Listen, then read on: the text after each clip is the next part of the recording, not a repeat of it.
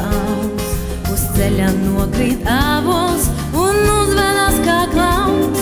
Nevienam negriež ceļu, neviena nebaidās, līdz pagrieziena tumšā tas iekrīt lamatās.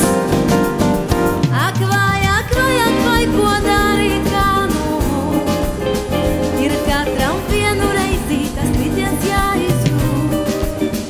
Ak vai, nu jāmāk dubļus brīst, kas augstā zara bīstam nākas devu krīst.